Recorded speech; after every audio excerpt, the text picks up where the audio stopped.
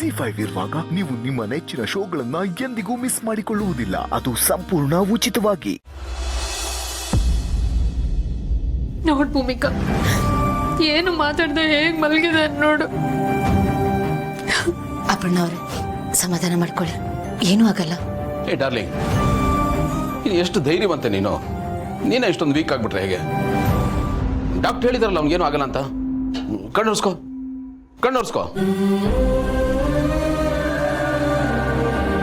ನನಗೆ ಗೊತ್ತು ಮೋರೆ, ನೀವು ಅಪ್ಪಣ್ಣ ಅವ್ರಿಗೆ ಸಮಾಧಾನ ಮಾಡ್ತಿಲ್ಲ, ನಿಮಗೆ ನೀವೇ ಸಮಾಧಾನ ಹೇಳ್ಕೊತಿದ್ರ.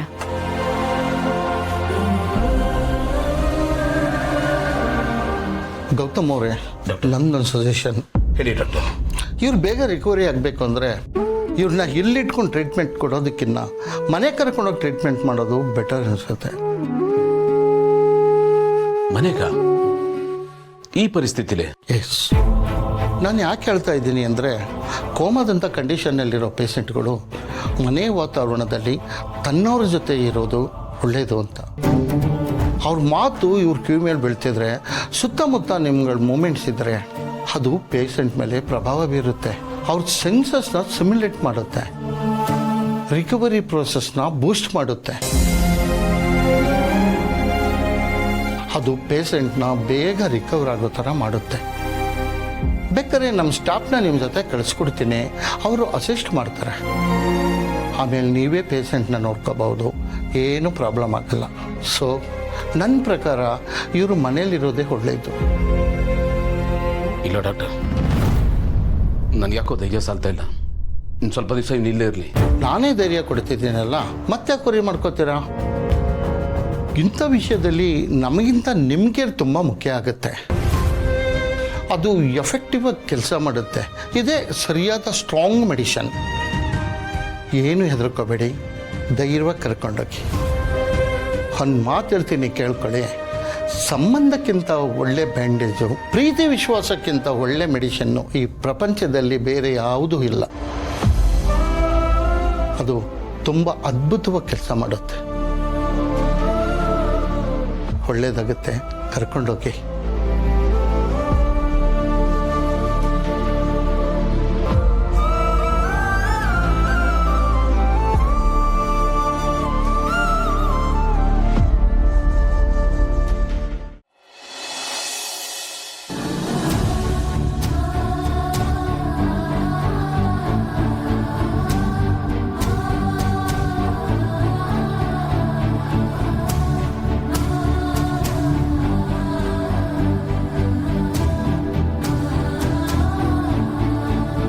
ನಿಮಿಷ ಬಂದು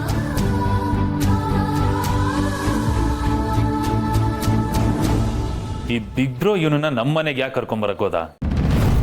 ಗೌತಮ್, ಆನಂದ್ಗೆ ಇನ್ನೂ ಪ್ರಜ್ಞೆ ಬಂದಿಲ್ವಾ? ಇಲ್ಲಮ್ಮ, ಇನ್ನು ಪ್ರಜ್ಞೆ ಬಂದಿಲ್ಲ. ಆಕ್ಚುಲಿ ಆನಂದ್ ಕೋಮಾಗ ಹೋಗಿದ್ದಾನೆ.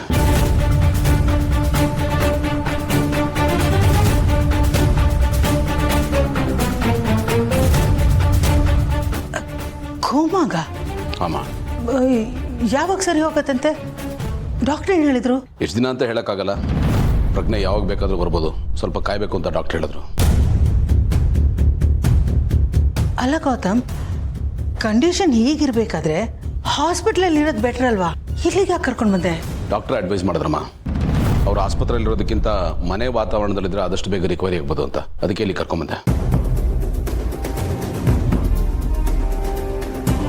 ಅದೇನೋ ಸರಿ. ಆದರೆ ಗೌತಮ್, ನನಗೇನು ಅನ್ಸುತ್ತೆ ಅಂತಂದರೆ, ಅವನು ನಮ್ಮ ಮನೇಲಿರೋಕ್ಕಿಂತ ಅವನ ಮನೇಲಿರೋದು ವಾಸಿ ಅಲ್ವಾ? ಎಷ್ಟೇ ಆದರೂ ಅದು ಅವನ ಮನೆ, ಅಲ್ಲಿ ಈ ಹೋಮ್ಲಿ ಫೀಲಿಂಗ್ ಬರುತ್ತಲ್ವಾ? ನಾವು ಅಂದ್ಕೊಂಡಿದ್ಕಿಂತ ಅವನು ಬೇಗನೆ ರಿಕವರಿ ಆಗ್ಬೋದಲ್ವಾ? ಲಾಜಿಕ್ ಪ್ರಕಾರ ಅದೇ ತಾನೇ ಕರೆಕ್ಟು ಅಲ್ವಾ ಅಣ್ಣ? ಕರೆಕ್ಟ್ ಸಿಸ್ಟರ್, ನಿನ್ನ ಮಾತಿಗೆ ದೂಸರ ಮಾತೇ ಇಲ್ಲ. ನಿನ್ನ ಮಾತು ಒಂಥರ ಸುಪ್ರೀಂ ಕೋರ್ಟ್ ಜಡ್ಜ್ಮೆಂಟ್ ಥರ. ಗೌತಮ್, ಹಾಗೆ ಮಾಡೋಣ. ನಮ್ಮ ಆನಂದನ್ನ ಅವನ ಮನೆಗೆ ಶಿಫ್ಟ್ ಮಾಡ್ಬಿಡೋಣ, ಏನಂತ್ಯ? ಅಮ್ಮ, ಅದು ಆನಂದ್ ಮತ್ತು ಅಪರ್ಣಾಗೆ ನಮ್ಮನ್ನು ಬಿಟ್ಟರೆ ಬೇರೆ ಯಾರು ಅಷ್ಟೊಂದು ಕ್ಲೋಸ್ ಅಂತ ಯಾರೂ ಇಲ್ಲ. ಅವರು ನಮಗೆ ಪರಿಚಯ ಅಷ್ಟೇ ಅಲ್ಲಮ್ಮ, ಅವರು ನಮ್ಮ ಮನೆಯವರು. ನಿಮಗೂ ಗೊತ್ತು, ನಾವು ಮುಂಚಿಂದನೂ ಹಾಗೆ ಇರೋದು. ನಾವಿಬ್ಬರು ಬೇರೆ ಬೇರೆ ಮನೇಲಿರ್ಬೋದು, ಆದರೆ ನಾವಿಬ್ಬರು ಬೇರೆ ಬೇರೆ ಅನ್ನೋ ಭಾವನೆ ನಮ್ಮಲ್ಲಿ ಖಂಡಿತ ಇಲ್ಲ. ಅದು ಅಲ್ಲದೆ ಅವನು ಇಲ್ಲಿದ್ರೆ ನಾನು ಅವನ್ನ ಚೆನ್ನಾಗಿ ನೋಡ್ಕೋಬೋದು, ಅಪರ್ಣಗೂ ಹೆಲ್ಪ್ ಆಗುತ್ತೆ. ಆ ಕಾರಣಕ್ಕೆ ಇಲ್ಲಿ ಕರ್ಕೊಂಬಂದೆ. ಕರೆಕ್ಟ್, ನಿನ್ನ ಆಲೋಚನೆ ಸರಿಯಾಗೇ ಇದೆ. ಅಯ್ಯೋ ದೇವ್ರೆ, ಸಿಸ್ಟರ್ ಉರುಳಿಸಿದ್ದಾಳ ಉರುಳೇ ಇಲ್ಲ. ಅದು ಅಲ್ಲದೆ ಆನಂದ್ ವಿಷಯದಲ್ಲಿ ಮೆಡಿಸಿನ್ ಎಷ್ಟು ವರ್ಕ್ ಆಗುತ್ತಲ್ಲ ಗೊತ್ತಿಲ್ಲ. ನಾನು ಜೊತೆಗಿದ್ರೆ ಅವನು ಖಂಡಿತ ಸರಿ ಹೋಗ್ತಾನೆ ಅನ್ನೋ ನಂಬಿಕೆ ನನಗಿದೆ. ಇವ್ಯಾರು ಏನು ಅನ್ನಲ್ಲ ಅನ್ನೋ ನಂಬಿಕೆಯಲ್ಲಿ ನಾನೇ ಡಿಸೈಡ್ ಮಾಡಿ ಆನಂದ್ ಇಲ್ಲಿ ಕರ್ಕೊಂಬಂದಿದ್ದೀನಿ. ಗುಂಡು, ಒಳ್ಳೆ ಕೆಲಸನೇ ಮಾಡಿದೆ. ಈಗ ಆಪ್ತ ಮಿತ್ರ ಎಲ್ಲಿರ್ತಾನೆ ಅನ್ನೋದು ಮುಖ್ಯ ಅಲ್ಲ, ಅವನು ಎಷ್ಟು ಬೇಗ ಗುಣ ಆಗ್ತಾನೆ ಅನ್ನೋದು ಮುಖ್ಯ. ಎಲ್ಲರೂ ಏನಂತೀರಿ? ಹೌದು ಅಜ್ಜಿ, ನೀವು ಹೇಳ್ತಿರೋದು ಸರಿಯಾಗಿ ಐತೆ.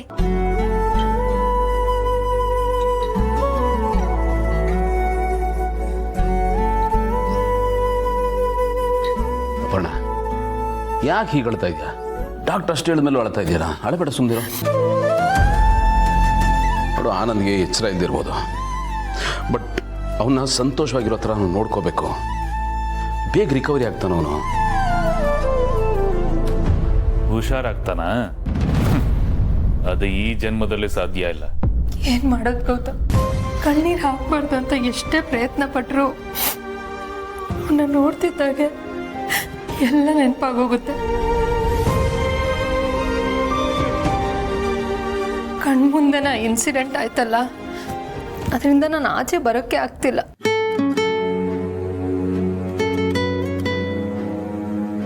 ನನಗೆ ಅರ್ಥ ಆಗುತ್ತೆ ಅಪರ್ಣ. ಈಗ ನೀನೇ ಯೋಚನೆ ಮಾಡು. ನೀನು ಡಲ್ ಆದರೆ ನಾವು ಡಲ್ ಆಗ್ತೀವಿ, ನಾವು ಡಲ್ ಆದರೆ ಅದು ಆನಂದ್ ಮೇಲೆ ಎಫೆಕ್ಟ್ ಆಗುತ್ತೆ, ರಿಕವರಿ ಆಗೋದು ಲೇಟ್ ಆಗುತ್ತೆ. ಅದಕ್ಕೆ ನಾವು ಹ್ಯಾಪಿಯಾಗಿರೋ ಥರ ಇದ್ದು ಆ ಥರದ ಒಂದಷ್ಟು ಮೊಮೆಂಟ್ಸ್ನ ನಾವು ಕಟ್ಟಿಕೊಡ್ಬೇಕು. ಲೈಫ್ ಇಷ್ಟೇ ಅಲ್ವಾ ಅಪರ್ಣ? ಕಷ್ಟ ಬಂದಾಗ ಮೆಟ್ಟಿ ನಿಂತು ಮುಂದೆ ಹೋಗಬೇಕು, ನೋವಿನಲ್ಲೂ ನಗಬೇಕು. ಸೊ ಅವ್ನು ಮುಂದೆ ಹೋದಾಗಲೆಲ್ಲ ನಾವು ಸಾಧ್ಯವಾದಷ್ಟು ಸಂತೋಷವಾಗಿರಬೇಕು.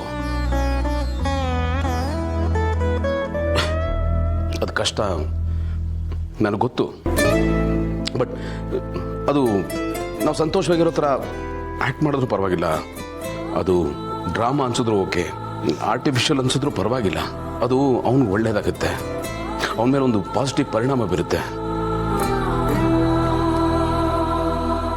ಆನಂದ ಯಾವತ್ತೂ ಆನಂದವಾಗಿರಬೇಕು.